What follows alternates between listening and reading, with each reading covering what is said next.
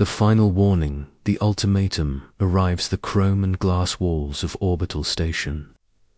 Meridian reflected the cold light of distant stars as Ambassador Elena Vasquez walked through the diplomatic quarters.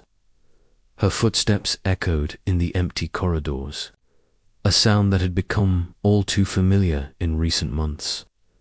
The station, once bustling with alien delegates and human diplomats working together, now felt like a ghost town. Most of the alien representatives had already departed, leaving behind only the bare minimum required for what they called final negotiations.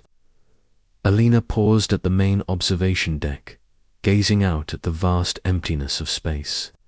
At 40 years old, she had spent the last 20 years of her life trying to build bridges between humanity and the hundreds of species that made up the Galactic Council.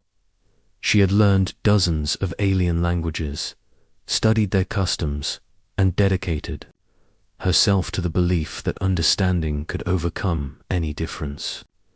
Now, as she held the latest communication from the Council in her hand, she wondered if it had all been for nothing. Captain Marcus Webb found her there, standing silently against the viewport. The military officer was a stark contrast to the diplomat, his uniform crisp and his expression hard. At 38, Marcus had seen enough of the galaxy to know that sometimes diplomacy failed, and when it did, someone had to be ready for what came next. The Council's final message came through an hour ago, Marcus said, his voice cutting through the silence. They want an answer within 72 hours. Alina turned from the window, her dark eyes reflecting a mixture of sadness and determination.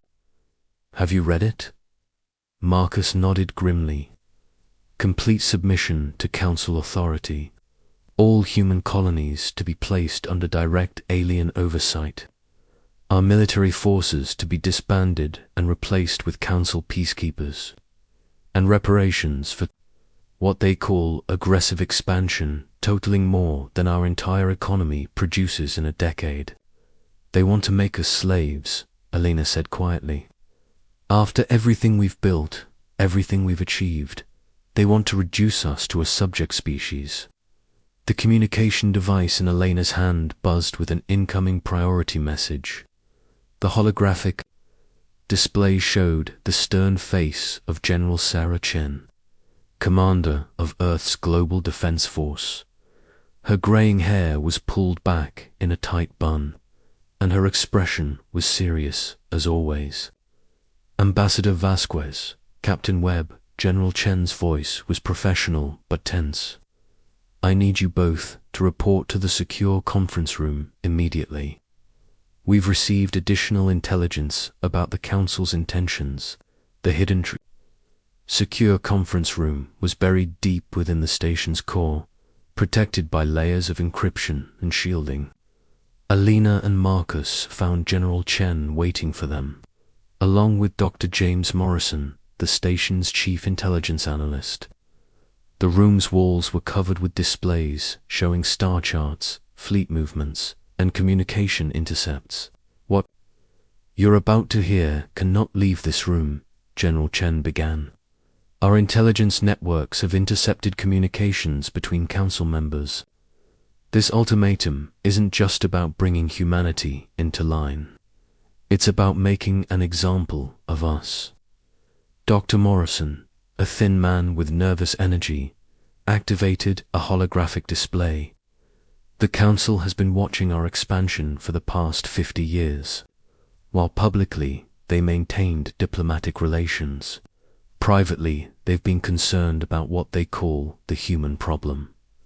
The display showed a recording of a Council session, the alien delegates speaking in their various languages, while translation software provided subtitles. Alina watched in growing horror as the truth became clear. They're afraid of us, Marcus said, his voice filled with realization. Not because we're aggressive, but because we're different. Exactly, Dr. Morrison confirmed. Every species they've encountered has eventually submitted to Council authority. They've built their entire system on the assumption that all intelligent life will eventually choose stability over independence. But humans keep proving that assumption wrong.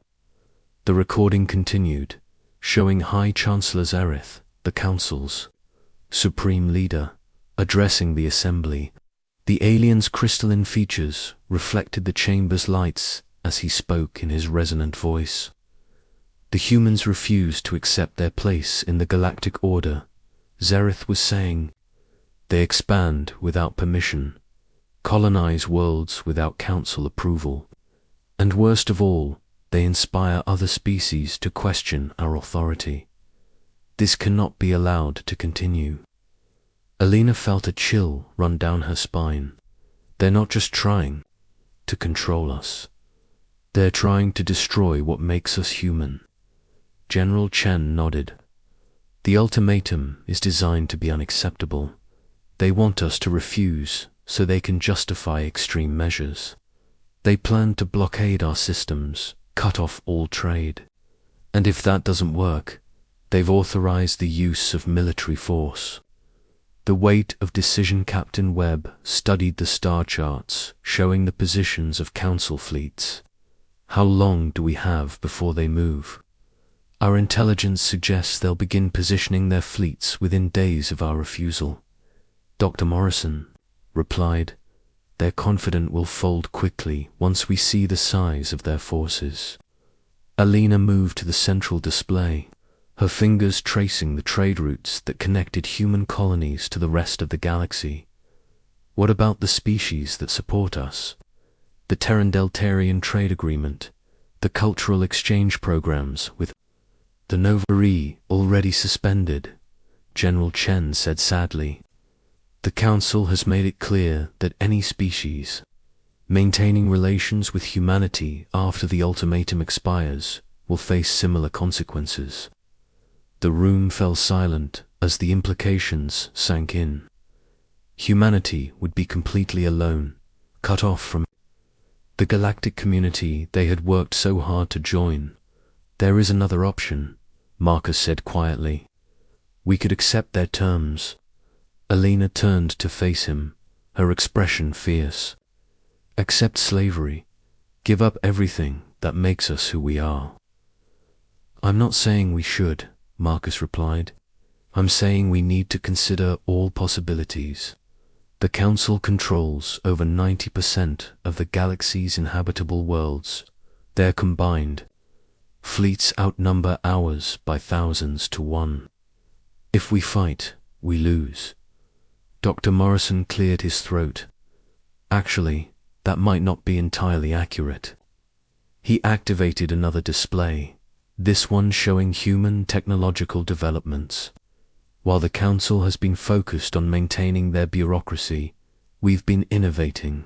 Our ships are faster, our weapons are more efficient, and our manufacturing capabilities are advancing rapidly.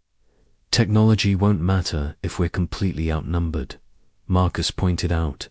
But it might matter if we're not trying to conquer anyone, Alina said, her diplomatic mind working through the possibilities. What if we don't fight them? What if we just ...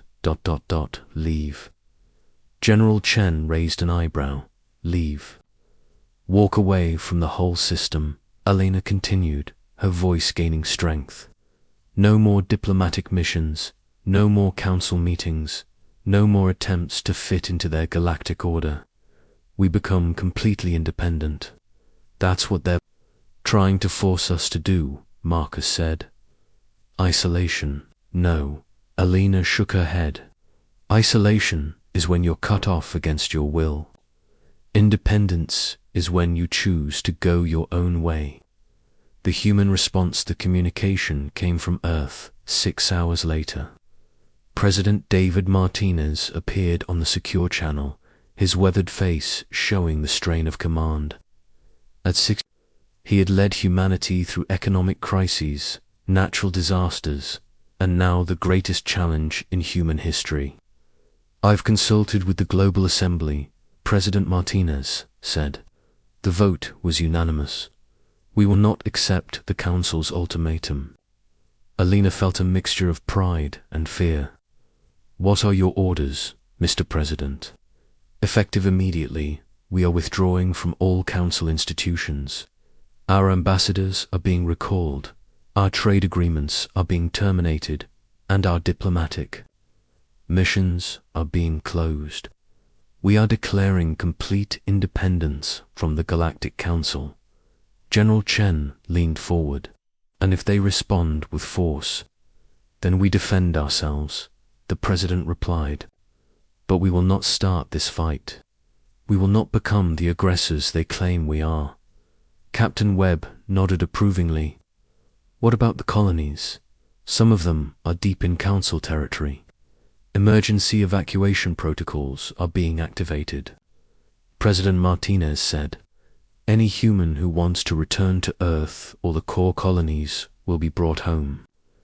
Those who choose to stay will be supported as long as possible. The President's image flickered as the transmission began to fade. Alina, I need you to deliver our response to the Council personally. Make it clear that this is not a negotiation. We are not rejecting their authority because we want to fight them. We are rejecting it because we refuse to be anyone's subjects. The message delivered High Chancellor Zereth received. The human response in the Council's Grand Chamber on the mobile fortress city of Centrum Prime. The massive alien structure drifted between star systems, a symbol of the Council's power and reach. Zereth's crystalline form reflected the chamber's lights as he read the short message from humanity. Asterisk. To the Galactic Council, the human species formally rejects your ultimatum and withdraws from all Council institutions. We will pursue our own path among the stars. We bear no ill will toward the Council or its member species, but we will not submit to external authority. This is our final communication on this matter. The chamber erupted in shocked voices as the other Council members processed the unprecedented rejection. In 10,000 years of galactic history, no species had ever simply walked away from the Council. They cannot do this, gasped Councillor Vorthok, his tentacles writhing in agitation. No species has ever refused Council authority. They just did, Zereth replied grimly. And they seem to think they can survive without us. War Prime Zeklin, the Council's military commander, stepped forward. His massive form was covered in battle scars, testament to centuries of enforcing Council will. Give me 6 months, and I will bring them to heel. No species can stand against the combined might of the Council.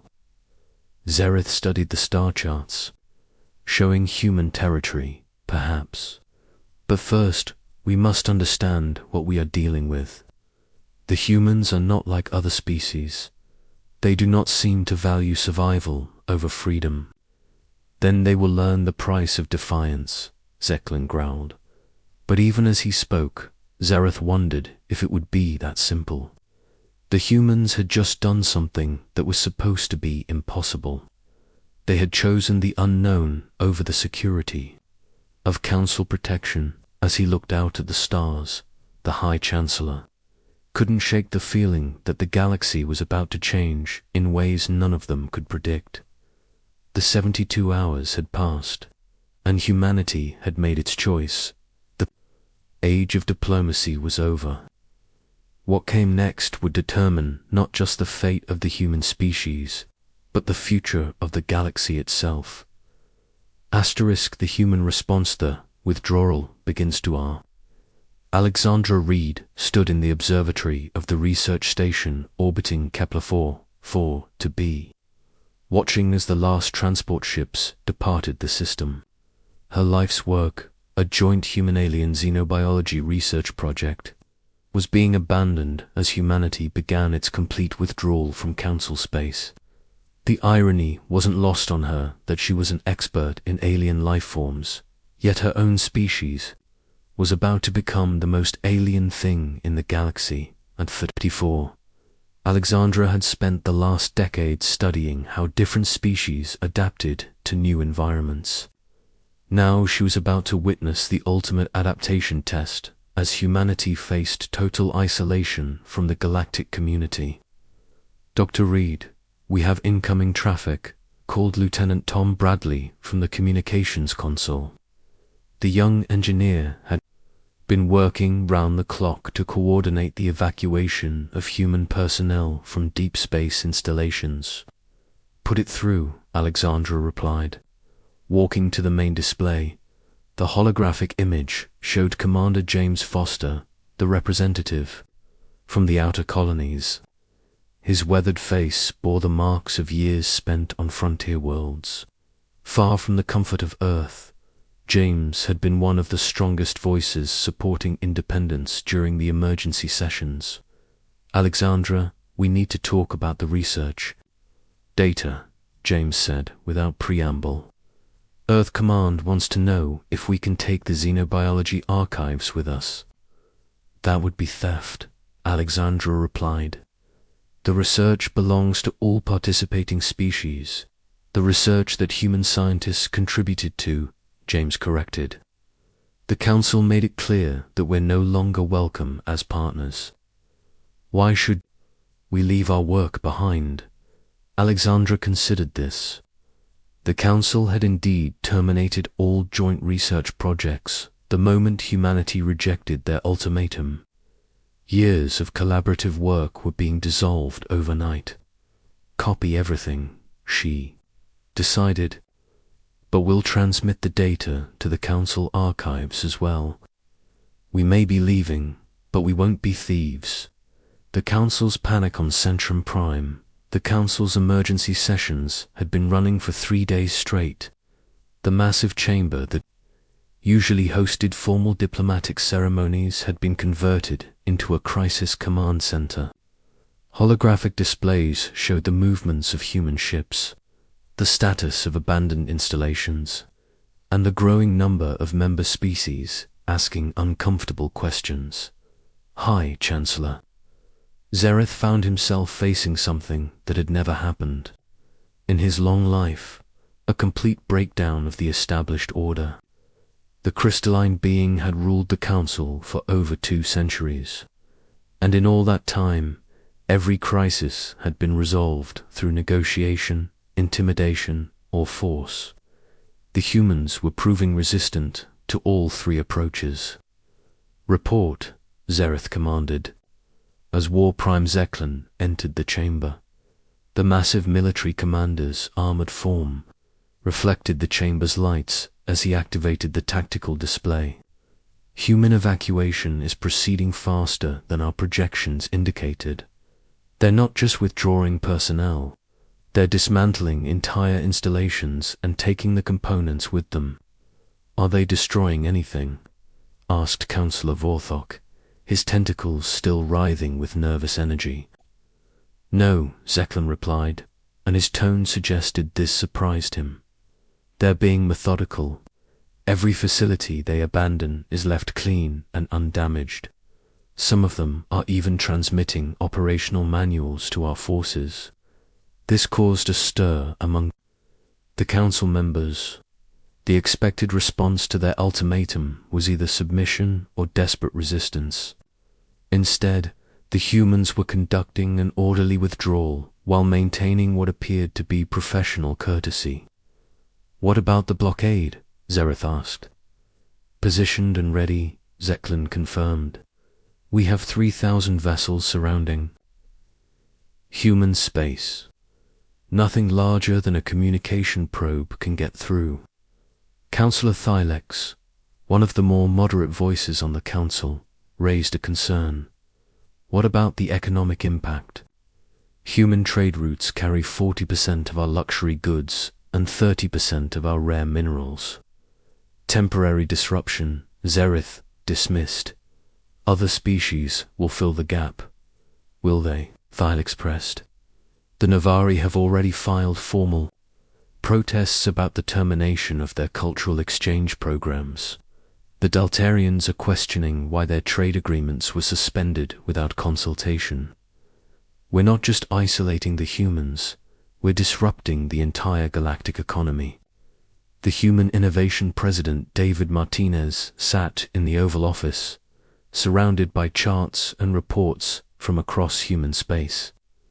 The early morning light streaming through the windows felt different somehow, as if the isolation had already begun to change the quality of life on Earth. His advisors filled the room, each representing a different aspect of humanity's response to the crisis. Status report. Martinez requested. General Sarah Chen was first to speak. Evacuation is 90% complete. We've successfully retrieved all personnel from Council space.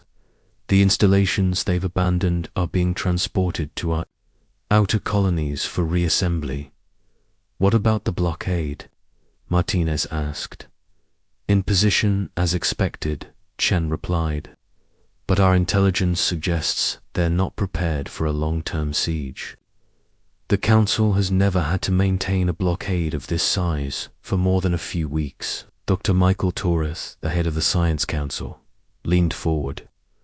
Mr. President, we need to discuss the research opportunities this crisis presents. Being cut off from alien technology might actually accelerate human innovation. Martinez raised an eyebrow. Explain. For the past century, whenever we encountered a problem, we could usually find an alien species that had already solved it. Torres explained. This led to a kind of technological dependency. Now we're forced to develop our own solutions. And you see this as positive? Martinez asked. I see it as inevitable, Torres replied. We're already seeing breakthrough developments in manufacturing, energy production, and transportation. Necessity is driving innovation at an unprecedented rate. Commander Rachel Kim, who had been monitoring communications from the outer colonies, spoke up. The colonists are adapting faster than anyone expected. Colonial Governor Maria Santos reports that the outer settlements are achieving self-sufficiency ahead of schedule. The galactic reaction, the first cracks in the Council's authority, appeared within a week of the human withdrawal. On the world of Delta Prime, traditionally one of the Council's most loyal members, mass protests erupted when the government announced the termination of all human-related trade agreements. Ambassador Quillith, the Deltarian representative to the Council, found himself in the uncomfortable position of explaining his people's reaction to High Chancellor Zareth.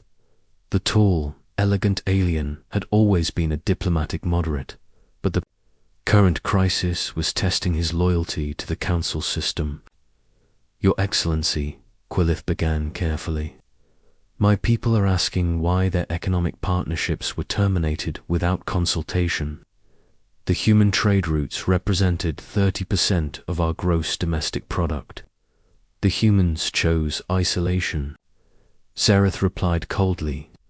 The consequences of that choice extend to their former partners. But the choice was theirs to make, Quillith pointed out. Why should the Deltarian people suffer for a decision they had no part in? This question struck at the heart of the Council system. For 10,000 years, the Council had maintained order by ensuring that every species was dependent on the collective for survival. Independent action by any member was discouraged through economic and political pressure. The humans' withdrawal was revealing how fragile this system actually was. The Deltarians will adapt, Zareth said finally. New trade routes will be established. Will they? Quillith asked. Or will they begin to question why they need Council permission to trade with whomever they choose? Human ingenuity emerges. Captain Lisa Rodriguez commanded the cargo vessel New Horizons, one of the last human ships to make the journey through Council space before the blockade took full effect.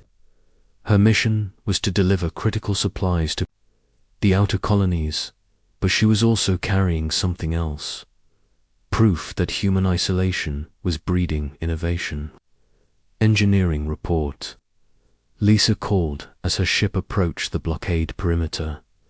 Chief Engineer Kevin Walsh looked up from his console. The new drive system is performing better than expected. We're generating 40% more power while using 30% less fuel. How? Lisa asked. Necessity, Kevin replied with a grin. When you can't buy alien technology, you have to build something better. The New Horizons was a perfect example of human adaptation. Faced with the loss of alien-manufactured components, human engineers had developed new systems that were not only self-sufficient, but actually superior to their alien counterparts. Captain, called Communications Officer Sandra Park, we're receiving a transmission from the blockade commanders. They're ordering us to halt and prepare for boarding. Lisa considered her options. The blockade was designed to prevent contact between humans and the rest of the galaxy. But technically, her ship was still in neutral space. Transmit our response, Lisa ordered. We are a human vessel in neutral space, proceeding to human territory. We recognize no authority to board this ship. The alien commander's reply came. Quickly, you will comply or face the consequences. Consequences? Lisa laughed. What consequences? You're going to isolate us. We're already isolated. You're going to cut off our trade. You already have. You're going to attack civilian vessels. Go ahead, show the galaxy what the Council really is. The blockade ships held their position but did not fire. Lisa's ship passed through their formation without incident, carrying vital supplies and proof that humanity was not only surviving its isolation, but thriving in it. The new reality, 2 months after the human withdrawal, the effects were being felt throughout the galaxy. The Council's authority was being questioned on dozens of worlds. Economic disruptions were cascading through multiple sectors, and for the first time in millennia, some species were beginning to consider the possibility of independence. War Prime. Zeklan stood before the Council Assembly, his massive form radiating frustration. The blockade has been completely ineffective. The humans show no signs of wanting to return to the Council. If anything, they appear to be strengthening their position. How is that possible? Demanded Councillor Vorthok. They're cut off from all galactic trade and technology. They're developing their own, Zeklan replied grimly. Our intelligence indicates that human manufacturing capacity has increased by 60% since the blockade began. They're not just surviving, they're growing. High Chancellor Zereth absorbed this information with growing unease. The humans were supposed to be dependent on the galactic community for survival. Instead, they were proving that independence was not only possible, but beneficial. What do you recommend? Zereth asked. Direct military action, Zeklan said without hesitation. We cannot allow this example to spread. If other species begin to think they can survive without Council authority, our entire system will collapse.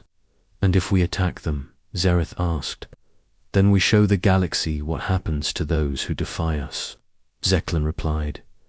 But even as he spoke, Zereth wondered if it would be that simple. The humans had already done the impossible once.